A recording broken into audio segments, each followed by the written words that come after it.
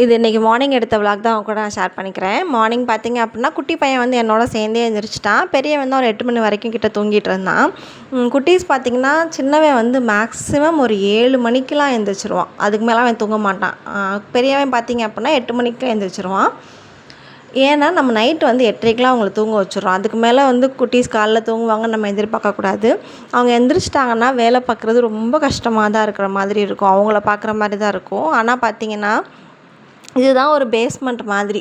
இப்போ நம்ம வேலை பார்க்கணுமேனு அவங்கள தூங்க வச்சிட்டோன்னு வச்சுக்கோங்களேன், பின்னாடி ரொம்ப கஷ்டமாக இருக்கும். ஒரு ஹையர் ஸ்டடீஸ் போகிறாங்க, ஒரு 5த்துக்கு மேலேனா ஹோம்ஒர்க் நிறையா இருக்கும், படிக்கிற மாதிரி இருக்கும். எனக்கு தெரிஞ்சு இப்போலாம் 3க்கு மேலேயே அந்த சஃபரிங்ஸ் ஆரம்பிச்சிரும். அப்போ திடீர்னு நம்ம மார்னிங் எழுப்பி படிங்கன்னு சொன்னோம் அப்படின்னா அது கஷ்டமாக இருக்கும். இப்போவே வெள்ளன அவங்கள எந்திரிக்க வச்சிட்டோன்னா நமக்கு கொஞ்சம் மேனேஜ் பண்ணுறது கஷ்டம், அது பரவாயில்ல. ஆனால் குட்டீஸ் வந்து அப்படியே ஒரு மாதிரி வளர்ந்துருவாங்க அப்படின்றதுனால கண்டிப்பாக காலையில் அவங்கள வந்து இப்படி ஏர்லியராக அவங்க எந்திரிக்கிறது தான் நல்ல விஷயம்னு எனக்கு தோணுது.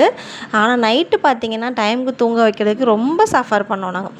பெரியவன்லாம் தூங்கவே மாட்டான். நைட் 1 மணி 2 மணி அப்படி தான் ஆச்சு.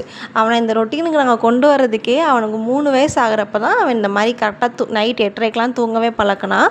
அதுக்கு நிறைய கஷ்டப்பட்டிருக்கேன். பகலில் தூங்க மாட்டேன், இந்த மாதிரி நிறைய பண்ண வேண்டியது இருந்துச்சு. பட் இப்போ வந்து அடாப்ட் ஆகிக்கிட்டான்.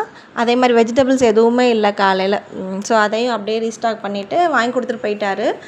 ஸோ அப்படியே ரீஸ்டாக் பண்ணிவிட்டு சமைக்கிற வேலையை ஸ்டார்ட் பண்ணியாச்சு. ஹஸ்பண்ட் நான் வெளில போகிறேன் அப்படின்றதுனால காலை ராகி சேமியா மட்டும் போதும், லஞ்ச் வேணாம் அப்படின்னு சொல்லிட்டாங்க. ஸோ அவருக்கு ராகி சேமியா செஞ்சு கொடுத்துட்டு தம்பிக்கு வந்து அதே ராகி சேமியாவை ஸ்நாக்ஸாக பேக் பண்ணியாச்சு.